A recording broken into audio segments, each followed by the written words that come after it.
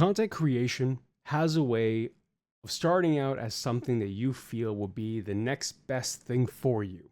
And then throughout its process can completely change and do something very different, a complete 180. So let's talk about that. I'll explain my travels through content creation and where I started and where I've come to pretty much hopefully give you an understanding that change sometimes is actually good. Hello Pyromaniacs, my name is Costin. I go by Heal. I've been lucky enough to adopt that name throughout my brand. And I wanted to kind of go through my journey in content creation. So for those of you who are not aware, I started as HealPleaseHeal. Back about 10 years ago is when I first started the brand, and I was doing a lot of variety gaming. Now, variety gaming obviously means that you're doing a lot of different games where there is a lot of niches, but you're not covering any specific niche in general. You're just playing for the purpose of giving entertainment. And for myself, I know one thing that I've always enjoyed is being on camera and having the microphone right at my mouth.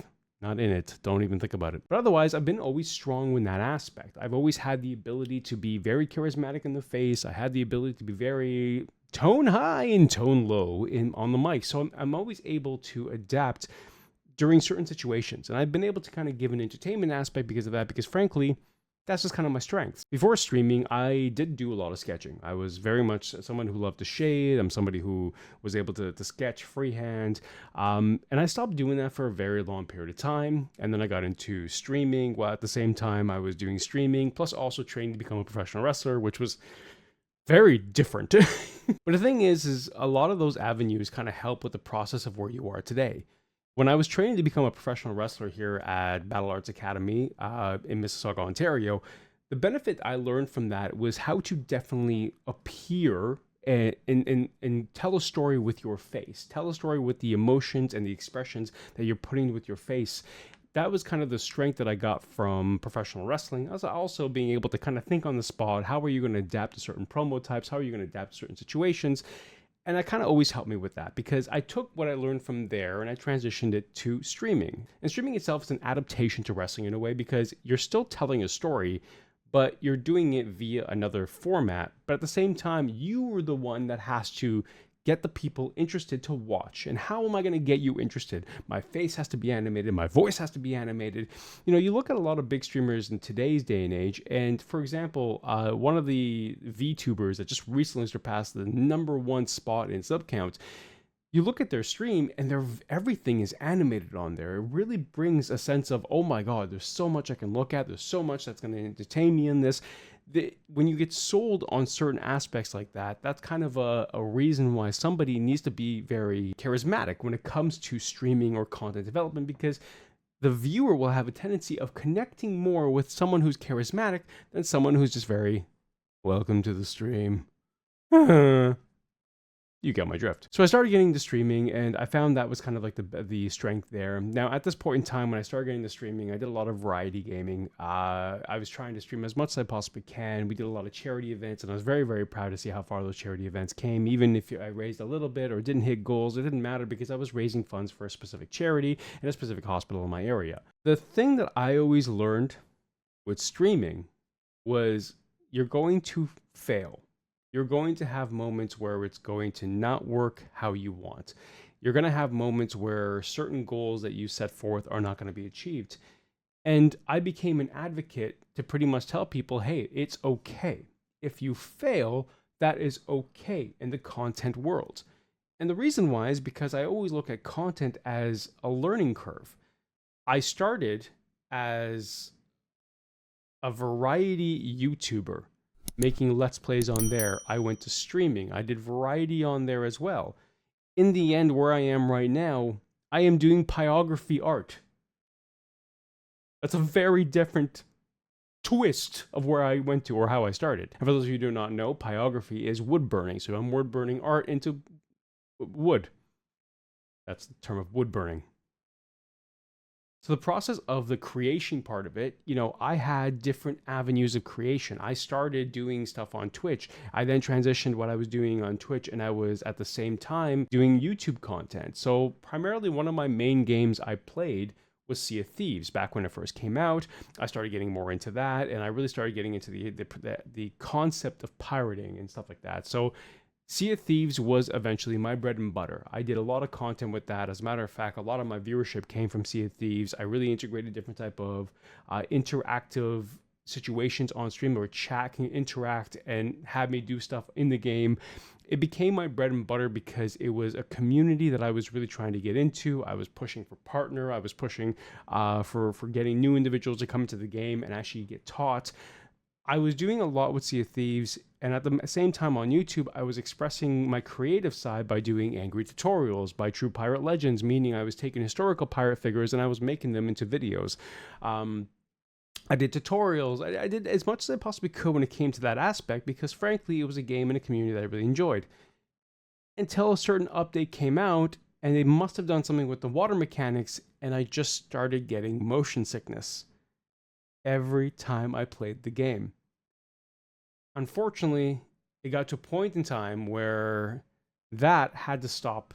I couldn't play the game anymore. I couldn't enjoy the game anymore. I couldn't contribute to the community anymore. I couldn't do anything anymore with the community because, frankly, every time I did that, I would be sick for hours afterwards. Now, I don't necessarily look at that as being I failed because it's not a I fail. Something happened in the situation there that took me away from the product and the community.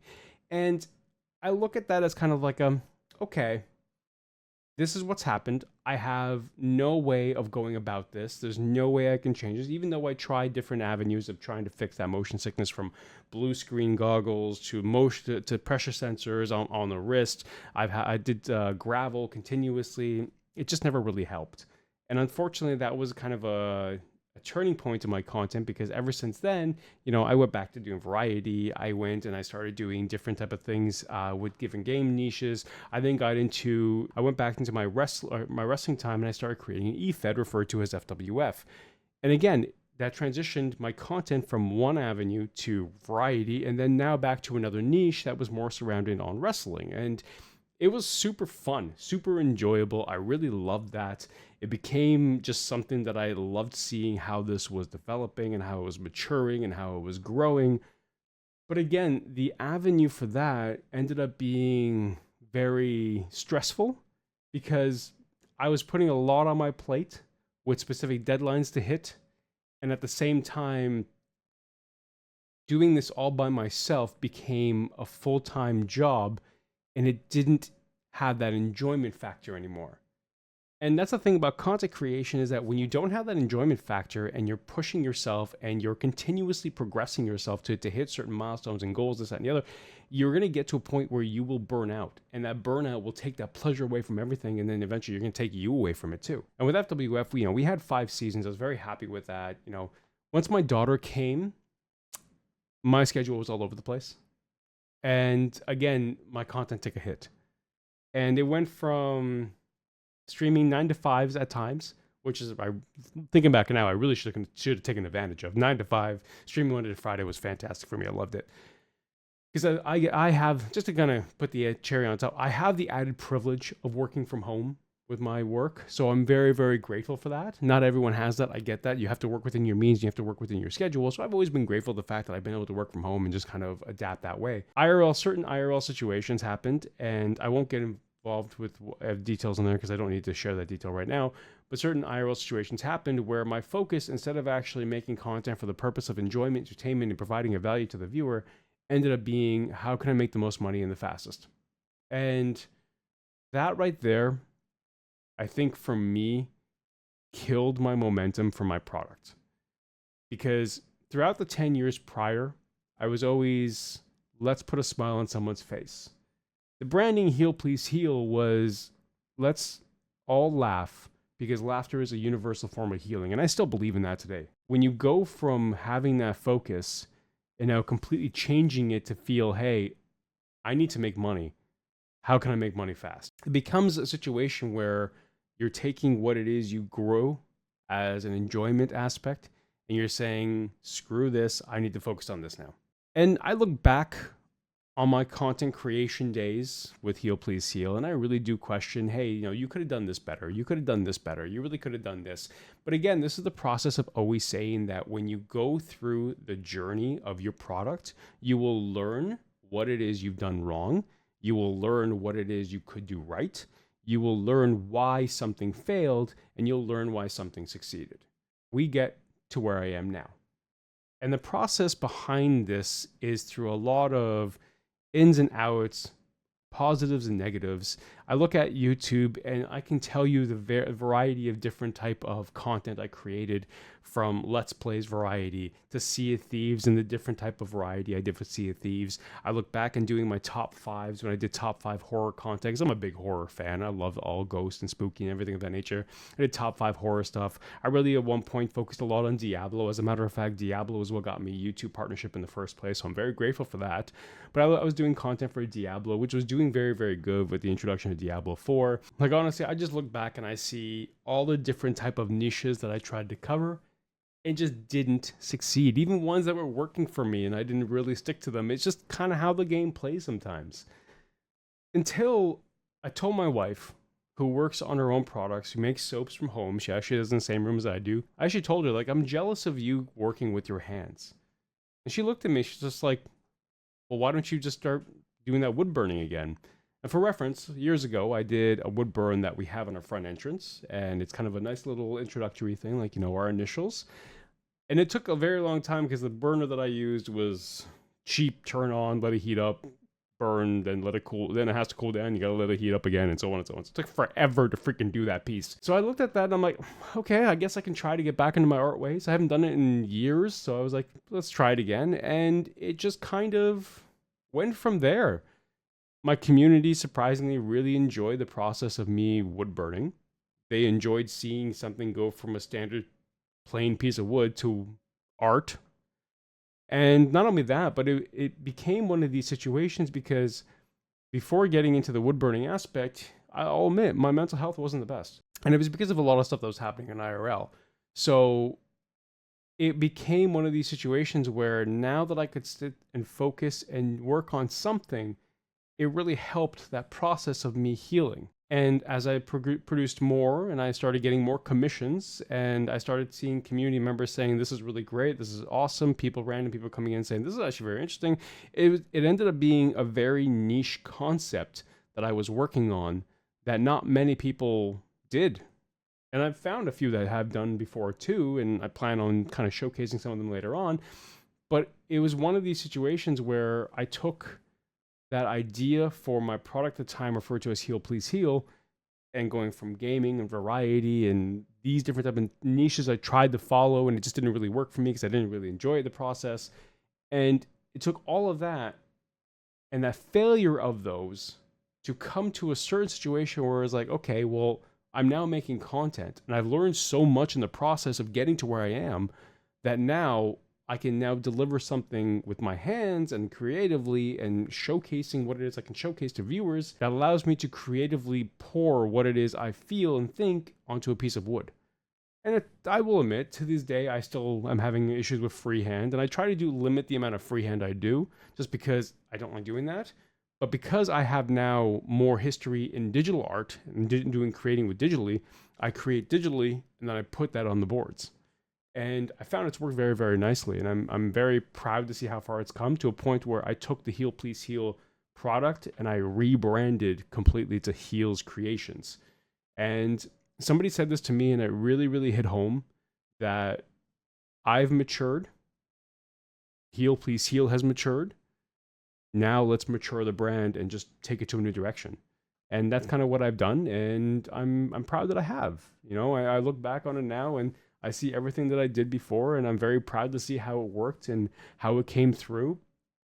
But in the end, it takes going through so much failure, going through so many ins and outs to identify maybe what is going to be your next process. Now, I'm looking at this and saying, hey, yeah, I've been doing this wood burning since February. Who knows what a year down the line will go?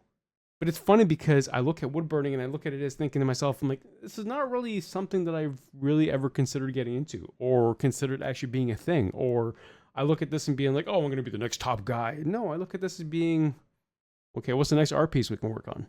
What's that's the next thing we can do? What's the next commission am I going to get that's going to push my boundaries? The purpose behind this video, one, is an introduction to me and kind of let you know where I've come from, what I've gone through, and where I am today. But it also is intended for you to understand that regardless of what you do, what content you make, it may not end up being what it is you started out doing. And that is fine. That is okay. If you look at something that you've made and you feel that it is failing you, that you're like, oh man, this is just not going to work out. Like, I don't know if I want to do this anymore. Take what you have gained from it and just progress to the next project. Try something else out, because you're never going to learn and adapt without taking the initial hits of failing at something. And again, that is perfectly fine. I am 38 years old, going to go into 39. If you are younger than me, don't tell me that you don't have the time, because you do. If you're older than me, don't tell me you don't have the time, because you do.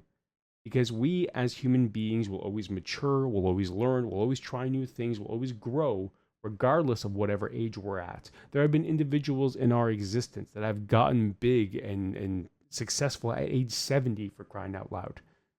It is a number. And don't be discouraged to try something new just because of the number.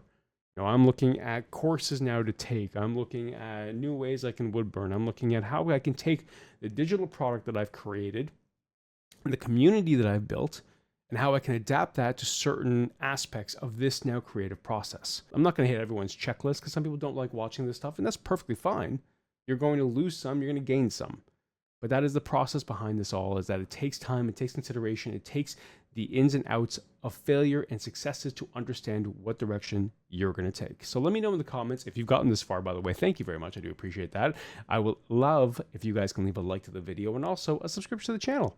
If you like wood burning, that's what I'm going to try to do. That's what I'm going to try to do. But let me know in the comments, have you ever seen your product change due to failures? Where are you in your content development world? Also, let me know in the comments down below if you have any questions. I'm still an individual that likes to help people. I've done self-help videos of helping people with their content. I've worked with individuals one-to-one to see how their content works, and I'm happy to see them succeeding. So I love to be able to help individuals out. I know this was a long-winded video to talking about my experience and where I come from, but to be honest with you, if you have watched, I do appreciate it. Let me know what you think, and I will go from here. So from me to you, make sure to keep burning, ladies and gentlemen, and I'll see you guys later. Bye, guys.